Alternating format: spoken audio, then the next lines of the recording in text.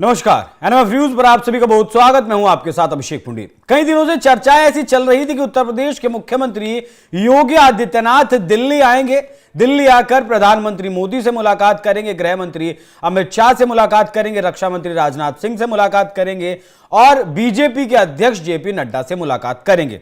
जैसा कि खबरें आई थी वैसा हुआ भी, सभी से मुलाकात की भी और कहा गया कि कुंभ 2025 जो 13 जनवरी से शुरू होने वाला है उसका निमंत्रण देने के लिए योगी आदित्यनाथ आए हैं। लेकिन क्या सिर्फ ये निमंत्रण देने के लिए योगी आदित्यनाथ दिल्ली आए हैं? क्योंकि यूपी बीजेपी के जो अध्यक्ष हैं भूपेंद्र चौधरी, संगठन मंत्री धर्मपाल सिंह और चुनाव अधिकारी महेंद्र नाथ पांडे भी इनके साथ दिल्ली आए हैं या फिर बुलाए गए हैं। कौन सा नया धमाका मोदी शाह इस मुलाकात के बाद करने वाले हैं, उसका खुलासा करेंगे हमारे वरिष्ठ सहयोगी पंकज प्रसून। बहुत बहुत स्वागत है सर आपका।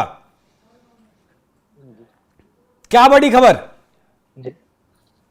बड़ी खबर यह है कि योगी आदित्यनाथ के दिल्ली आने से पहले पिछले 2 दिनों में राष्ट्रीय स्वयंसेवक संघ के बड़े पदाधिकारियों के साथ अमित शाह की बैठक हुई है और फिर बाद में उस बैठक के बाद प्रधानमंत्री नरेंद्र मोदी से आरएसएस के एक बड़े पदाधिकारी ने मुलाकात की। और पिछले 2 दिनों से लगातार बैठकों के सिलसिले के बाद उत्तर प्रदेश के मुख्यमंत्री योगी आदित्यनाथ को दिल्ली बुलाया गया है।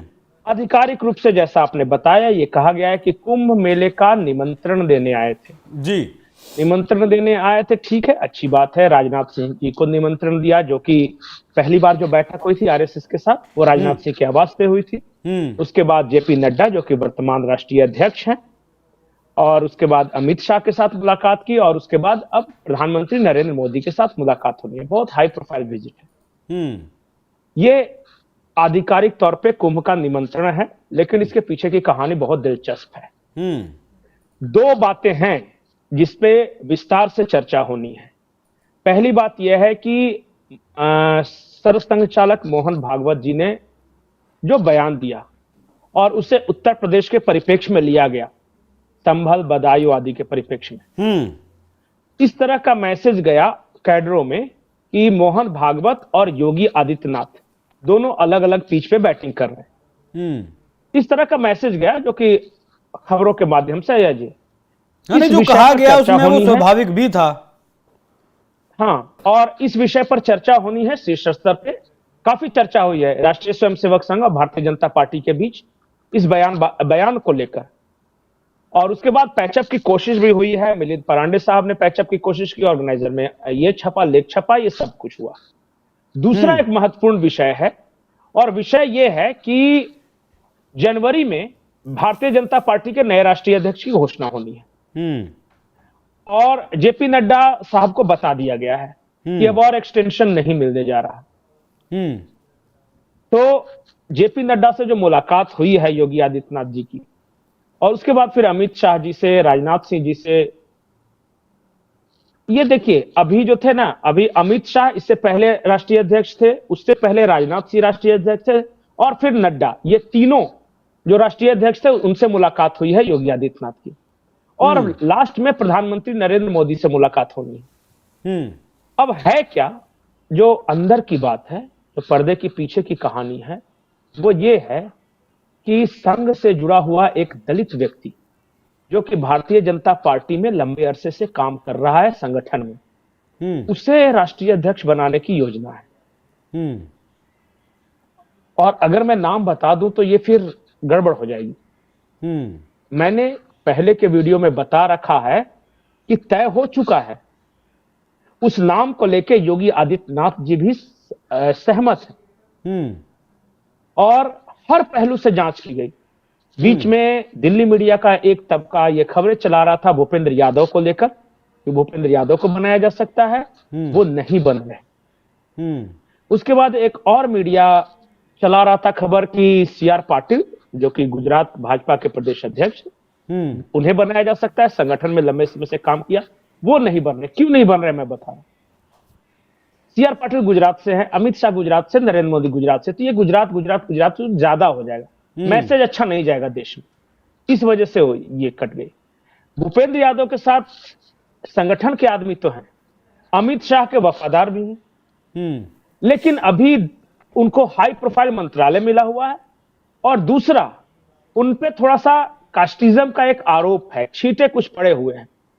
और अगर भूपेंद्र यादव को बनाया जाता है तो ये कहा जा रहा था कि उत्तर प्रदेश और बिहार में एक तबके द्वारा रिएक्शन हो सकता है, तो उनका भी नाम कट गया। तो अध्यक्ष तो बीजेपी का उत्तर प्रदेश का भी बदला जाना है। हाँ, नहीं, देखिए वो बहुत कुछ चल रहा है। देखिए, सबसे पहले राष्ट्रीय अध्यक्ष बदला जाएगा और राष्ट्रीय अध्यक्ष अपनी नई टीम बनाएगा।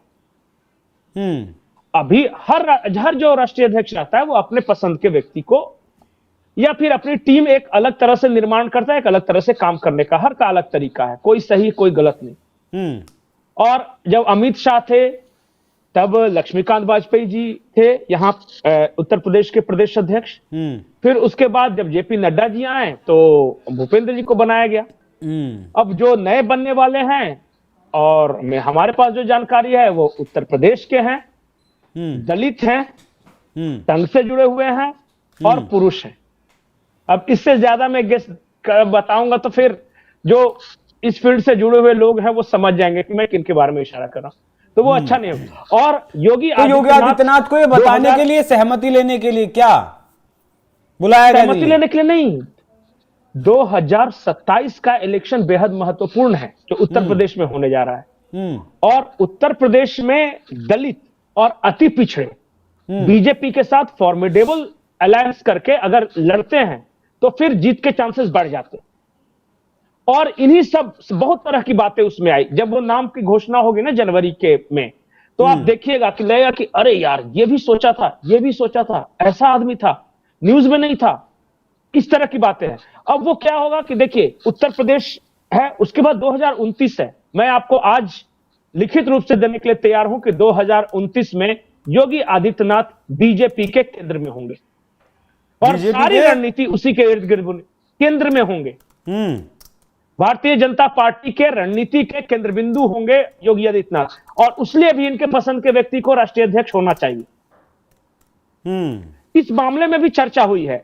आज जो बैठक हुई है, देखिए अमित शाह के साथ जो बैठक हुई किसी को पता नहीं चलेगा, या जेपी नड्डा के साथ हुई। देखिए, कुंभ का आमंत्रण तो आखिर तक किसी न किसी तो पर्दा लगाना पड़ेगा ना कि क्यों मुलाकात हुई है। लेकिन मोहन राव भागवत का बयान और अगला राष्ट्रीय अध्यक्ष, इन दो बातों पर चर्चा हुई है इस बैठक में। और जो फाइनल कंक्लूजन निकला है, सब बातें पहले से तय है, फाइनल कंक्लूजन निकला है, आखिरी मुलाकात इस विषय पर योगी आदित्यनाथ और नरेंद्र मोदी जी के बीच में होनी है। मतलब ये आम मुलाकात नहीं थी? नहीं, आम मुलाकात, चोला मुलाकात का पहनाया गया, तैयारी 27 की थी, 27 की है, और 27 के जरिए 29 की तैयारी है। बिल्कुल, ये बात आपने बहुत बड़ी कही है कि 29 के चुनाव में योगी आदित्यनाथ सेंटर में रहने वाले हैं बीजेपी के। बिल्कुल, ये बिल्कुल तय है। और ये संघ भी इस बात पे सहमत हो गया है और भारतीय जनता पार्टी भी इस बात पे सहमत हो गई है। भारतीय जनता पार्टी का जो शीर्ष नेतृत्व है वो कि योगी आदित्यनाथ ही केंद्र बिंदु रहेंगे सारी रणनीति के 2029 में, और इसके लिए 2027 बहुत अच्छे मार्जिन से जीतना जरूरी है। और इसलिए ये सारी रणनीति बनाई गई है कि कौन राष्ट्रीय अध्यक्ष होगा, उसके बाद टीम कैसी होगी, बहुत कुछ तय है। ये सब कुछ पहले से प्री प्लान्ड है।